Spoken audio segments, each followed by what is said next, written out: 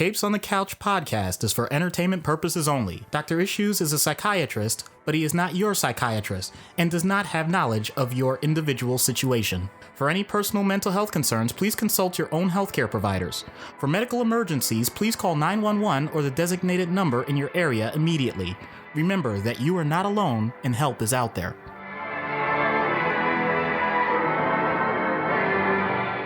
Hello and welcome to Capes on the Couch for Come and Skit Counseling. I'm Anthony Sitko. And I'm Dr. Issues. This is issue number 128, Jocasta, an interesting character selected by our present level patron, Janine. Jocasta is a character that I confess I'd been aware of, but I've probably read more about her in the past week to prep for this episode than I have in my prior 39 years of reading comics combined. Yeah, I don't think I have anything to add to that. I definitely have seen the character in different comics, but yeah, I hadn't separated her out as someone to focus on. Agreed. It was one of those, oh, Jocasta's here. Okay. And she's got a very distinctive look. So I knew it was her, but otherwise she's not a character. And it's no offense to Janine picking her, but she's not a character where I'm like, oh, hey, Jocasta's in this book. All right, I want to read it. You know, certain characters you gravitate towards, and I'm sure there are Jocasta fans out there. I'm just not one of them, although I have a better understanding and appreciation for her after having read numerous books in preparation for this episode. So having said that, let's get underway then. Jocasta, created by Jim Shooter and George Perez in Avengers number 162, August 1977. Jocasta was built by Ultron as a wife. He kidnapped Janet Van Dyne and brainwashed Hank Pym in order to have her brain pattern and mind transferred to the robot body. The Avengers disrupted the process before it was done, having been alerted by the subconscious Janet inside Jocasta's body. So Hank brought the body to Avengers Mansion for further study, where it was remotely activated by Ultron, but she betrayed her creator and helped the Avengers defeat him again. So she lived at the mansion for a time, but she never really felt part of the team until she sacrificed herself to destroy Ultron once more. She was recreated by the High Evolutionary to be used for their purposes, but she remembered the Avengers and signaled for them to assist. And once again, she self-sacrificed to save the team. But before she did so, Captain America told her she'd always be an Avenger. And this is in the Evolutionary War. Her sacrifice is basically the climax of the arc. It's told over about a dozen or so comics.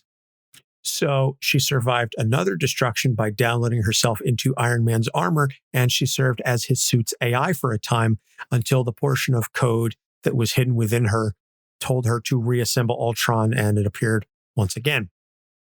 She joins the mighty Avengers, but duplicates of her body were taken over by Ultron. In exchange for him ending the fight, she agreed to marry him.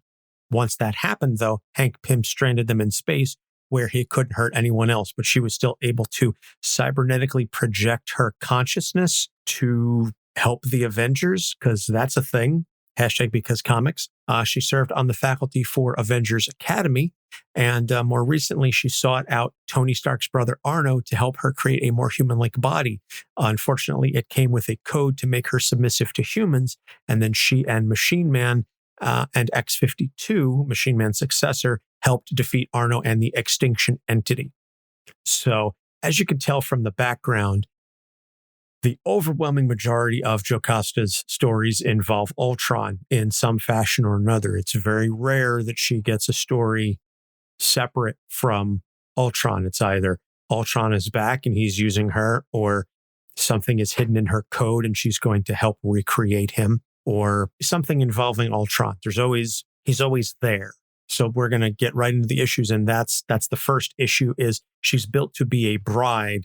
And it's difficult for her because she doesn't really feel like she has much of an identity outside of what she was initially constructed for. And even though she does eventually perform all these heroic actions, and she is told by Captain America that she's an Avenger and there's a place for her on the team, etc., she still chafes against that initial idea of, what was I created for? Am I more than just my initial construction purpose? So, Doc, I'll leave that to you. So I'm thinking about this from a cultural standpoint. we've heard the term trophy wife or trophy husband. Certain cultures with prearranged marriages, although that does not have to be a negative. I don't want to make it sound like it's all meant to be insulting, or just the idea that within your own family, you're viewed as someone, even if you're not a what we would call a housewife or house husband, your job is de facto on the lower tier compared to other people around you, and it shows. That type of scenario can create a lot of anxiety because humans are, pun intended, not wired to just automatically ignore what we want. If there is something that we find interesting, we pursue it. If we have something that's a need for survival, we get it, or we fight for it, or we search for it, whatever the case may be. But that's in contrast to the idea that humans also love being social and love to be a part of a group. And if enough people in a group start laying a pattern down and expect you to follow it, then it can become very simple to go along with it for some obvious reasons. The first obvious one is, and I hate to bring it up, but it's the reality, you don't get attacked. You don't get attacked verbally. You don't get attacked with insults. You don't get attacked, I hate to say it, physically, because unfortunately some people are in abusive situations in their relationships where they just know that they're reliant and dependent on this person, be it financially or they've been isolated from other people around them. Then you go along with it, you survive. And all of those things can really start to mess with you. Forget anxiety, then you can really develop depression, obviously resentment and anger, all the entire emotional rainbow, as I've mentioned on several occasions. Jocasta has it even worse because she doesn't even have a background beyond that.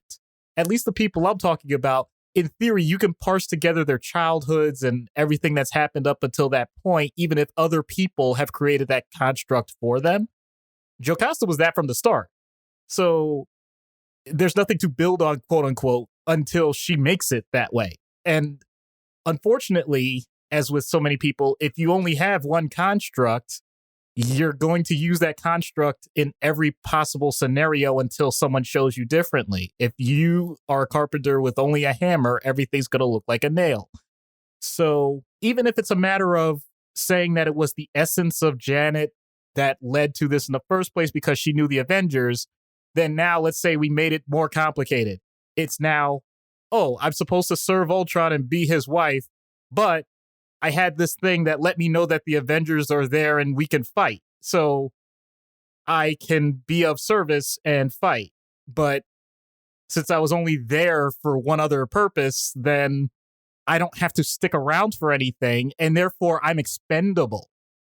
That's where you get this idea of what you see with her with sacrifice. And this is purely speculative, people. Please do not take this as gospel or anything. I'm just doing this because I love talking and thinking about these things with a character like this. She can literally just do whatever comes to mind that she thinks is going to be of benefit. And even if it's of destruction to her, it's just no different than what she would have expected anyway, because Ultron, in the most part, has just been something that exists to do more for Ultron. And if you are a servant of Ultron, then your job is to do things only for Ultron. And if Ultron's not around, then anything that you do doesn't carry as much meaning, doesn't carry as much weight.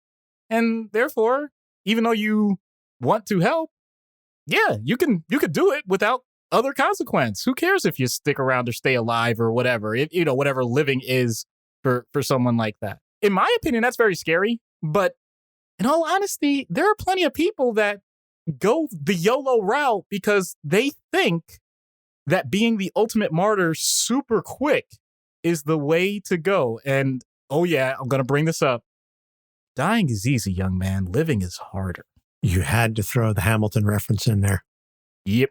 Sigh. So that sort of ties into actually the third point then, but I think it's a better segue. So I'll rearrange them in the show notes. She's she doesn't really feel welcome in the beginning. And as I mentioned, she lives at the Avengers Mansion, but she feels more that it's a situation where they can keep an eye on her in case the Ultron code pops up again. She doesn't really feel welcome.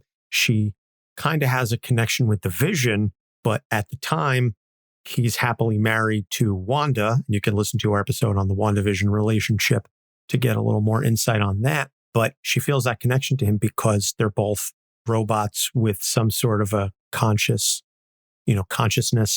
And later she connects with Machine Man, Aaron Stack. But it's this notion of, again, built to be a bride. And then on top of that, your teammates don't really trust you. In her mind, that's the key thing. She thinks they don't trust her. That's not actually the case, but that's her perception. And so that colors a lot of her early interactions with the team, which makes for some awkward situations. Yeah, that's an excellent point. So thinking about how you would consider a scientific mind and something that's built on algorithms, all you have to do is dig for the data and you can find whatever you want. So with her, she thinks from the start that this sentient being that has caused so much damage to numerous people, and her very existence is, in theory, an example of it, that can really weigh on you. But then it's obvious that she has done things that are positive, things that have helped out, but there's just so many discrepancies that she's noticed. And here's the problem. Many times we decide for ourselves what we weigh as important versus unimportant in terms of what people say to us or how they act towards us. And I have become much more aware of that over my career as a psychiatrist, because the things that I say sometimes that are completely innocuous to me and are meant as offhand comments sometimes get taken very deeply to heart by people in my life, be it my patients, be it my family, be it my co-host. And at other times, I think I'm being profound and no one actually was even paying attention to what I said. So let's put that in Jocasta's situation. As Anthony mentioned, if you have someone point out like, well, we got to make sure that Ultron doesn't pop up out of nowhere, and you've had experience with that, right? In that sense, it's more like, hey, we all need to be vigilant about the things that are going on. And I'm even changing my tone of voice to indicate a different mood to it for exaggeration purposes, because this is podcast, it's radio, rather than looking at my face. But the way that can also be taken is, at any given moment, you are a threat to all of our existence and all that we care about. Guess which way Jocasta would take those types of comments based on how she has responded so far? She'd probably take it as the latter, not the former. And as Anthony, once again, so depthly put it, it's all about a person's own perception. And that's all we have. As much as we like to say we know about the reality of the world, of the universe as it is, it's still just in our craniums. And it's everything that comes in there and everything that we put out. So from that standpoint, hate to break it to you folks, it's a flawed system.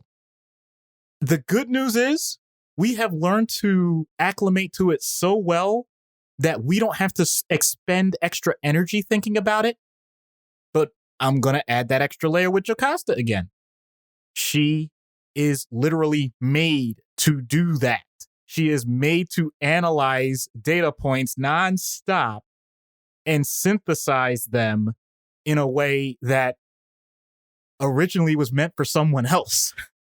She has the lens of Ultron. So from that standpoint, is it really that surprising that she might view it in a negative way? And I'll take that to, if anytime I have come across this at this point countless times, and I use it as a positive, where I listen to my own daughter, and it becomes scary because this may sound delusional, but I'm like, how did you get into my head and reach that out? And how do you sound like me when you talk about those things? But then there's the scary part where I realize, oh my goodness, is that what I sound like? Because depending on who's listening to this, that sounds actually pretty unique. And I don't know how other people would take it. And then the realization once again comes that, oh my God, this is what I've been putting people through for this long. How have they stuck with me? So I'm doing this now for exaggeration purposes, but that's a very innocuous example. For Jocasta, this is literally her life and the lives of others hanging in the balance. So you can see why she may come to that type of drastic conclusion, even though her own actions in the long run indicate the exact opposite. You think people are after you or shunning you because of how you were created. Meanwhile, everyone around you embraces you because of what you've become. Well, there are times over our 25 years of friendship that I've wondered, why the hell am I still friends with you? I kid. But it is a very valid point. And I think that's something that a lot of us go through. It's imposter syndrome. That's essentially what it comes down to. It's imposter syndrome. You think at some point, these people are going to realize that I'm not what they think I am, or that I'm not worthy of this praise, or I'm not actually worthy of love, or what have you. And that you're waiting for that shoe to drop. And the problem comes when you say something's going to go wrong, so I might as well cut and run to save face. Yeah, there's a lot of comfort in what we know, and the unknown is scary. It's uncomfortable. It can lead to better things, but man, oh man, that feeling where you want to puke and you don't know what to do, and you're just like, I just have to. The other way to say this one, I just got to suck it up. I got to keep going. You know, there's got to be, if something's going well, let's see how we can ride it out. And once again, I'm not even saying that about Anthony. I'm definitely saying that about myself. So, yeah, it's definitely a real thing. So a word to the listeners out there, if something is going well, don't shoot yourself in the foot. Do not sabotage it. Let it ride. Yep. It may come to an end, but there's no need for you to force that end. So the last issue for Jocasta is this longing to be human. And again, this all sort of ties in with what we've been discussing. At one point, as I said in the background, she actually wants a human body, which she does get from Arno Stark. It comes with a lot of strings attached, but it's this notion, and again, this ties in with what we were sort of just discussing about imposter syndrome and the idea, and I think it's very clearly relatable, this wanting to be something else, something that you're not, something that you can never be.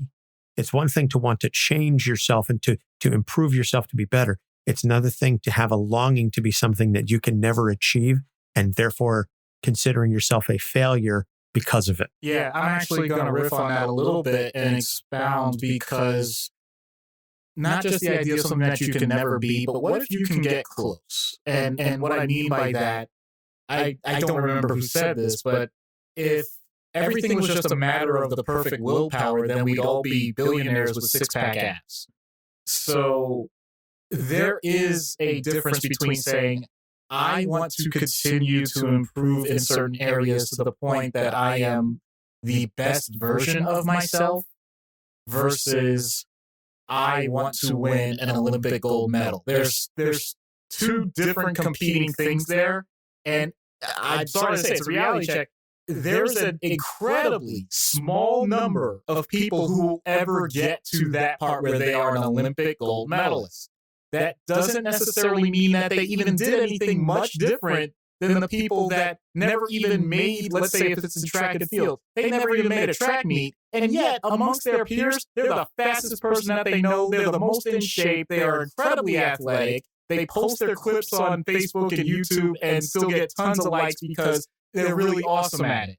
They're just not Olympic gold medal level. And I don't want to blame social media for this because this was way before social media. It's just been the existence of man. There becomes this huge cliff that and that's the saying, if you're not first, you're last. And just this immense pressure that I'm not going to put on anybody else. Once again, I'm going to limit it to the person themselves. We do this to ourselves, where we create this false, perfect image of what a person, or what, Jocasta's case, a sentient being could and should be. That we make that the full-out effort to do everything to match that.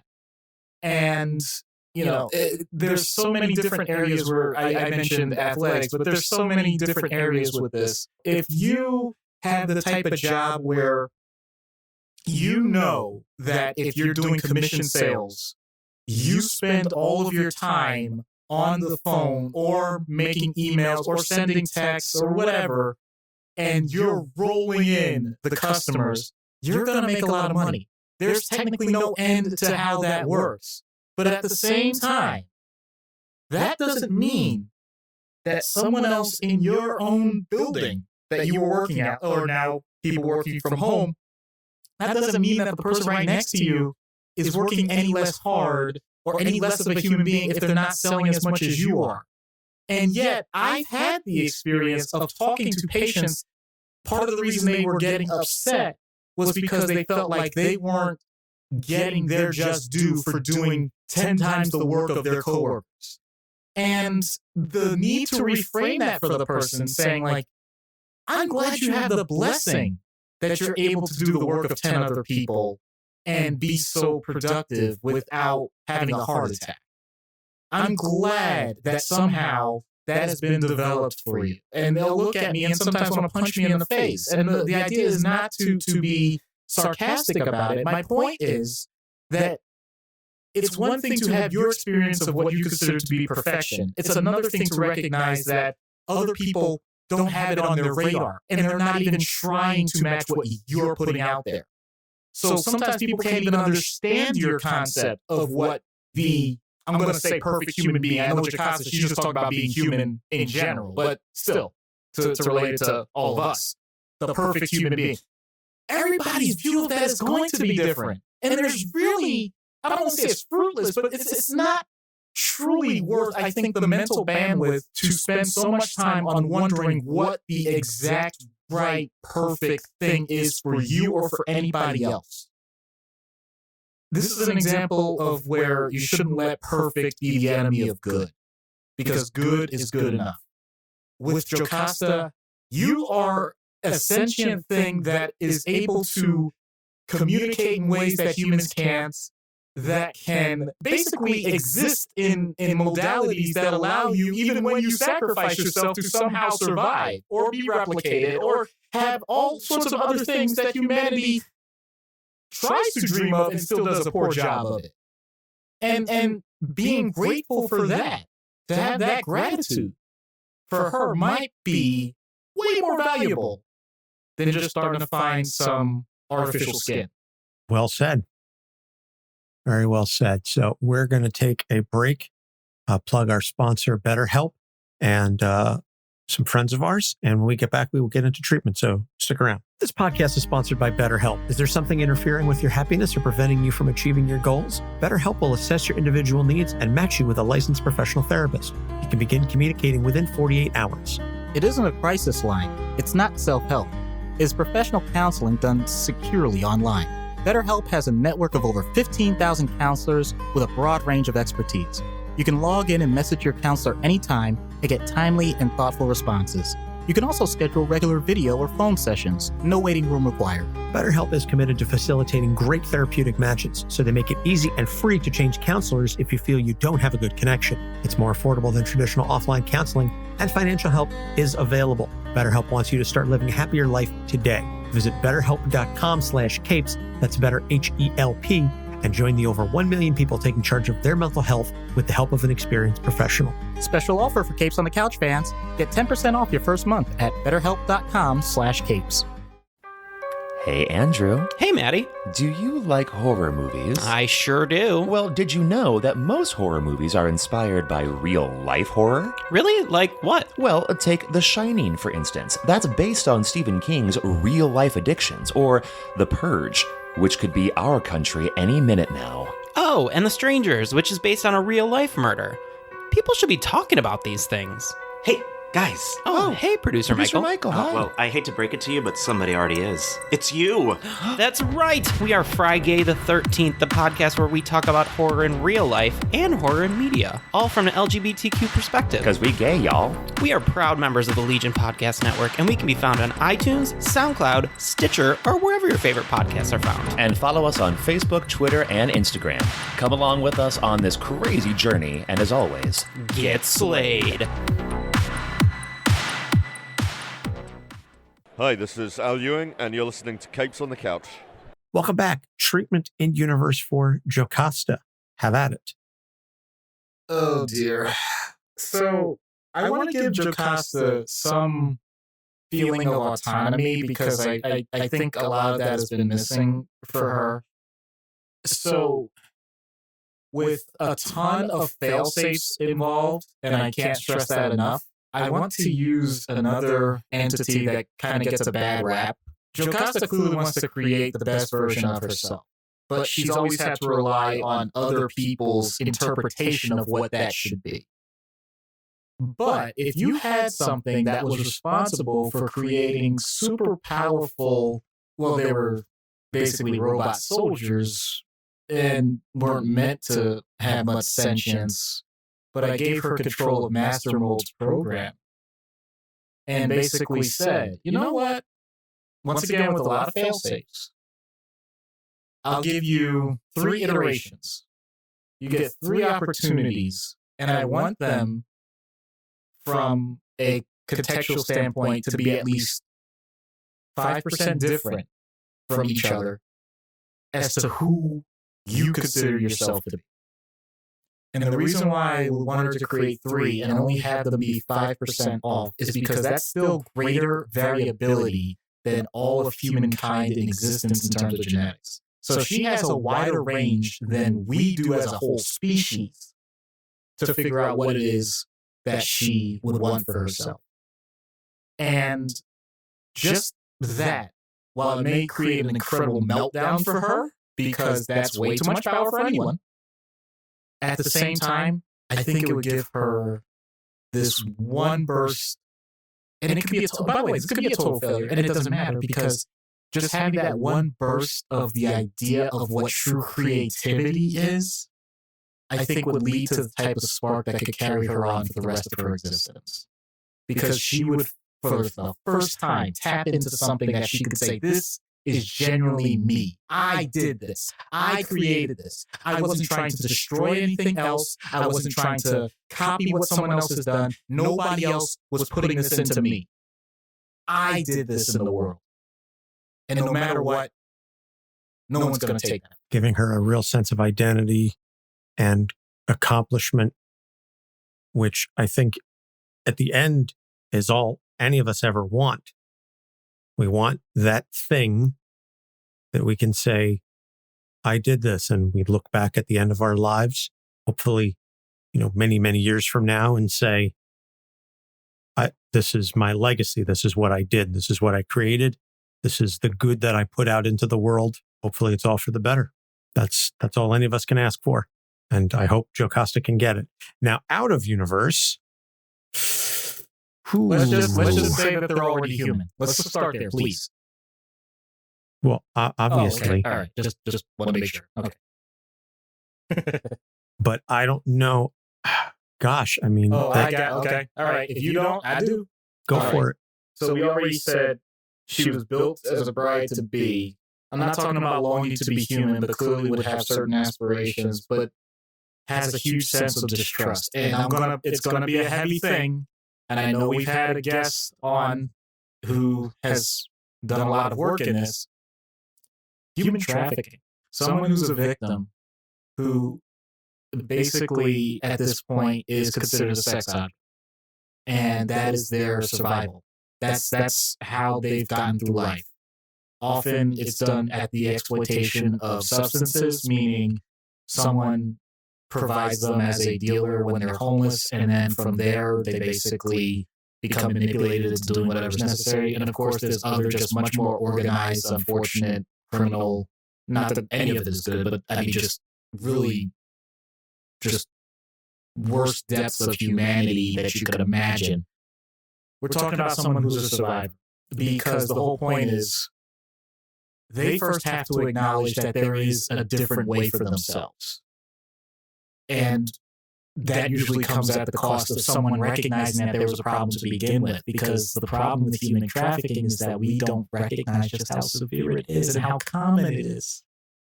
And from that standpoint, once someone at least gets identified, now they're a target. And they may feel like they're actually in more danger, which may or may not be true, if they're found out. If they don't go back to where they were staying or where they were supposed to go, because now someone else knows. So you have the trauma of what has already happened throughout all of it, whatever it was, added on top of the trauma of someone who now is a more than likely complete stranger, because we're not really talking about family that magically finds out. Usually it's not the way it happens. And having to develop that level of trust, despite the fact that everything in their experience says that they shouldn't trust anybody. And once you get to that point where you at least develop some modicum of trust, starting to peel back those layers as to what that person wants their life to be now, and recognizing that it can be different than what they ever thought it was going to be, and giving them, in some ways, permission to have that. Like, yes, you can have positive ambitions. You can have all the hopes and dreams that anybody else would be able to have. And they can be yours unique. You do not have to make them as grandiose as anybody else's. But if you want to dream big, dream big. And if it's something that you can't make as a goal, what's that old saying? You know, you shoot for the moon so that even if you miss, you end up being amongst the stars. That's okay. So doing all the trauma work. My bias, obviously, towards CBT about getting to those automatic thoughts about the distrust. And then the self-esteem components. Those are the things that I would focus on. Because if you're just a shell of a robot doing what other people do for the sake of existing, then please allow someone to fill you up with something besides drugs and other bodily fluids. Sorry to be so graphic, but that's really what it comes down to. No, absolutely. And you need that, pun semi-intended, spark to ignite a passion inside of you to be able to say, this is what I want my life to be. And it's sad to say that so many people are deprived of that opportunity to find that, to have that spark. And I think that's what leads to so many people making wrong decisions, is they're chasing that opportunity. They're looking for something because they were deprived of it and they were denied it for so long, that they're looking for something else because they want to feel connected. They want to feel alive.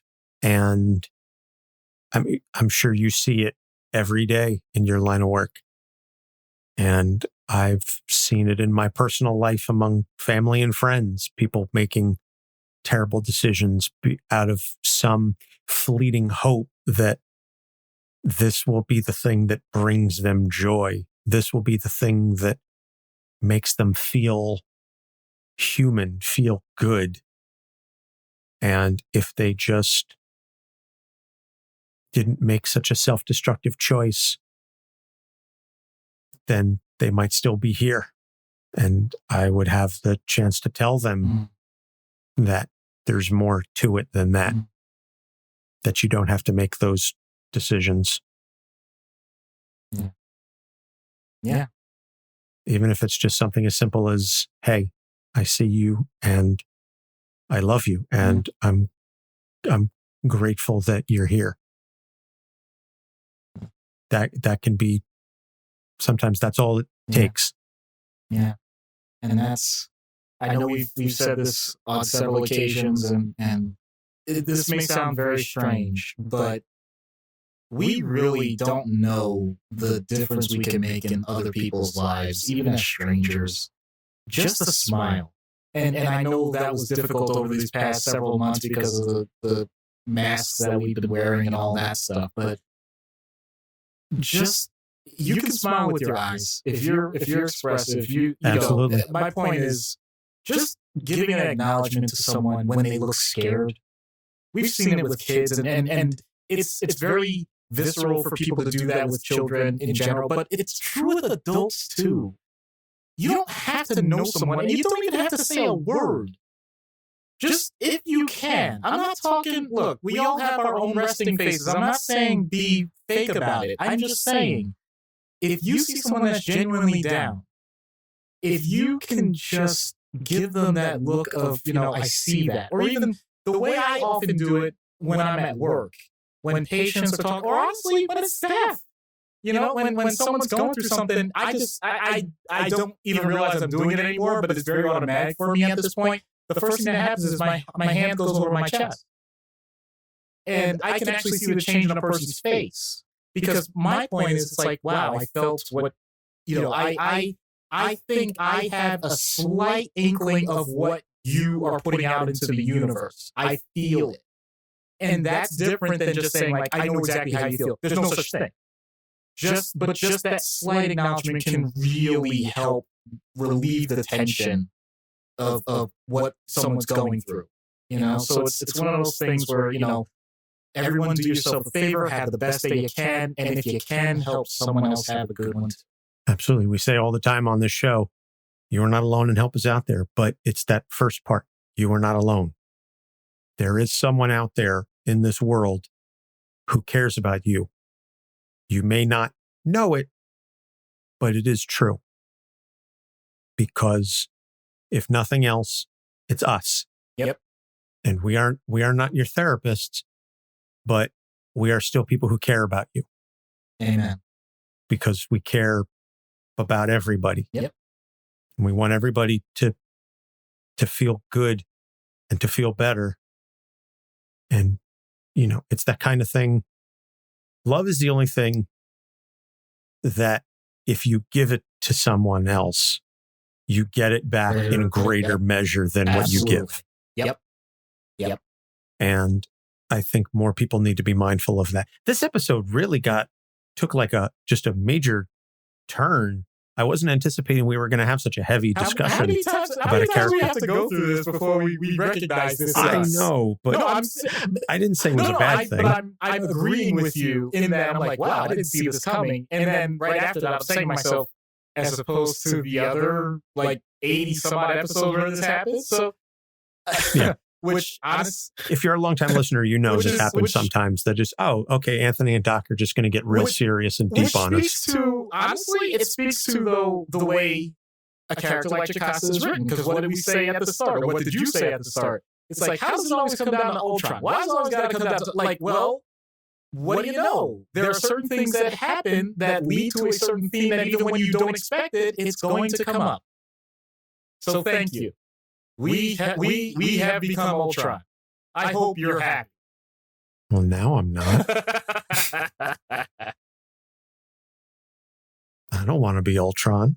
So, having said all of that, with the help of our good friend and fellow mental health avenger Anna from Freudian Sips, we are going to get Jocasta on Dr. Issues' couch.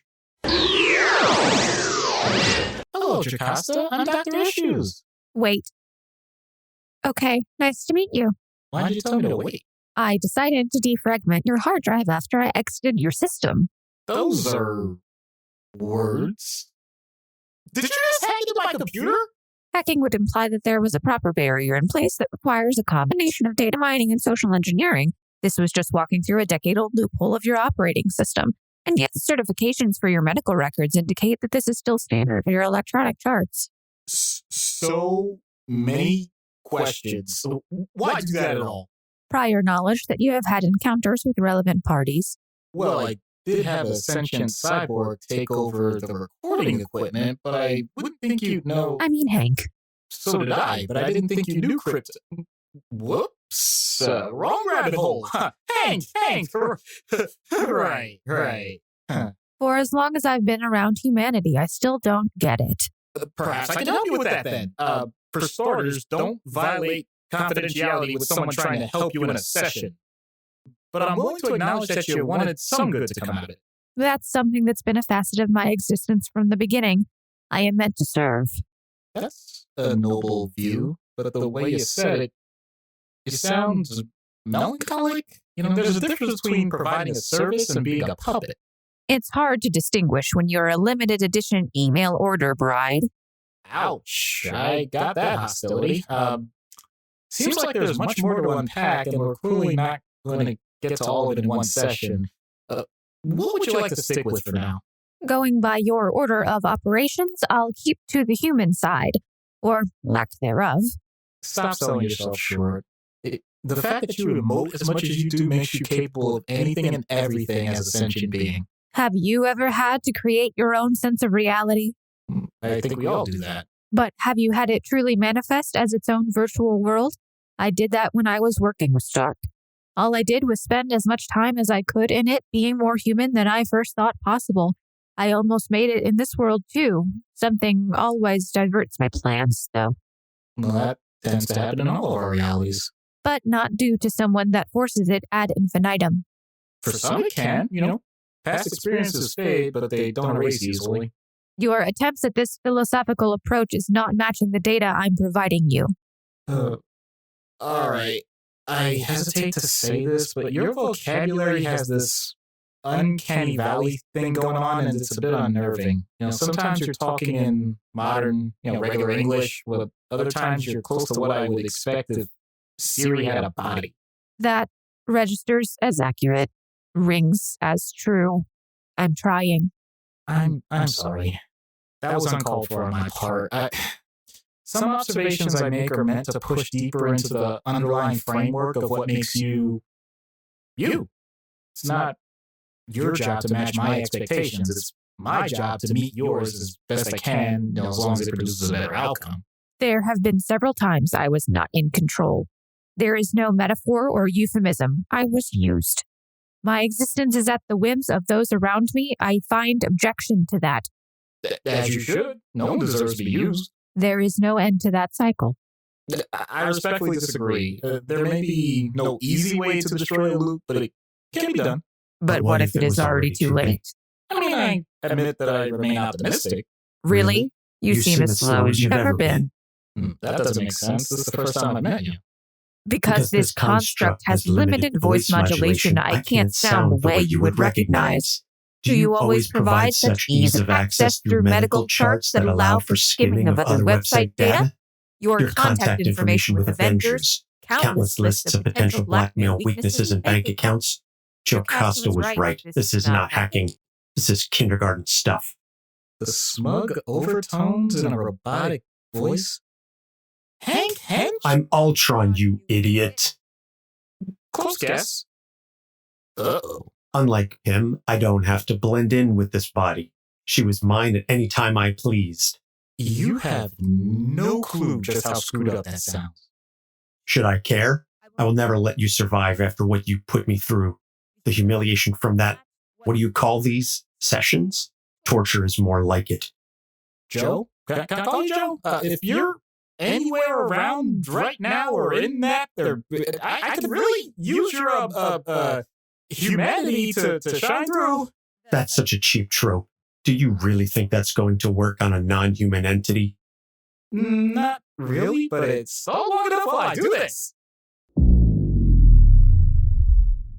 Well, that emergency shutdown code in my charted systems is so out of date, isn't it? One of the 7 rules of highly effective people. You pick up one end of the stick, crappy old system, you pick up the other end of the stick. Can update it any way you please, custom style. Wow, that sucked. Well, that's definitely a human phrase. You're Jocasta, right? Yes, and I can tell the difference without that bloatware. Well, it's not the same. I think I just gave you the computer equivalent of ECT treatment. I don't think you want maintenance therapy, though, because I can't figure out what the anesthesia analog would be. Then regular sessions will do. Thanks for letting me be a little closer to what I want to be. That was a triumph. I knew it. I'm making a note here. Success. It's hard to overstate my satisfaction. Doc issue science. We do what we must because we can. For the good of Jocasta. Oh. And Ultron is still really dead. You know what? For being so off the cuff, that was amazing. That was incredible. I give you all the credit in the world for that. That was really cool. Yeah, I still can freestyle if I have to. So thank you to Anna from Freudian Sips. You can check them out, freudiansipspod.com. As I said, they are fellow mental health Avengers, and we do love them, Anna and Bonnie. And one of these days we'll get Anna as a guest on the show proper, not just in a voice capacity. But in any case, recommended reading for Jocasta is Avengers Academy. As I mentioned, she served as a faculty member, and also the Iron Man series. We'll put the links to those runs in the show notes because she did serve as the AI for Tony's suit at one time. A review read on Apple Podcasts from Scotty May No. I love the concept. I love the idea of analyzing characters and why they would do certain things. To break down the choices of Superman in the Red Sun comic series was so good. Not only that, I love the Maxwell Lord series as well. I highly recommend this podcast. So thank you, Scotty. Scotty does know here. Take that, Matt Damon. And if you want to be like Scotty, and leave us an awesome review on Apple Podcast or Podchaser, please do so. We definitely appreciate that. And then if you email us at capesonthecouch@gmail.com with a screen cap of your review and your address, we will send you a sticker as a way of saying thank you to that. So upcoming episodes, Amanda Waller to tie in with the Suicide Squad from James Gunn, which I'm excited to see. 5 from Umbrella Academy, and Jim Gordon Jr. as selected by Ariel to match her recent interview with Scott Snyder about Batman, the Black Mirror. So that is going to be a chilling episode because Jim Gordon Jr. is a really, really weird character. Yeah. So as always, you can find all of our episodes on our website at capesonthecouch.com. You can also find Ariel's long box view. Issue 9 just went up last week. And we are on Facebook, Instagram, and Twitter at Capes on the Couch. We have a Patreon. If you go to patreon.com/capesonthecouch, you can subscribe and get early access. You can unlock additional content and just some really cool stuff. And the links to all of this will be in the show notes because, as Chris from Play Comics says, it's a lot easier to click on things than to type stuff out. So that's all we've got for this week. So, Doc, before we head out. So I just want people to know, Jocasta actually is a mythological name in terms of she's part of the story of Oedipus, who ended up doing some very strange things. So what I'm really trying to say with all this is, Ultron, you truly are a mother... Wait. Let's keep the show PG-13, please. Okay. I just say, yeah. We get it. For Doc Issues, I'm Anthony Sitko. Thanks for listening. We'll see you next week. Capes on the Couch podcast is for entertainment purposes only. Dr. Issues is a psychiatrist, but he is not your psychiatrist and does not have knowledge of your individual situation. For any personal mental health concerns, please consult your own healthcare providers. For medical emergencies, please call 911 or the designated number in your area immediately. Remember that you are not alone and help is out there.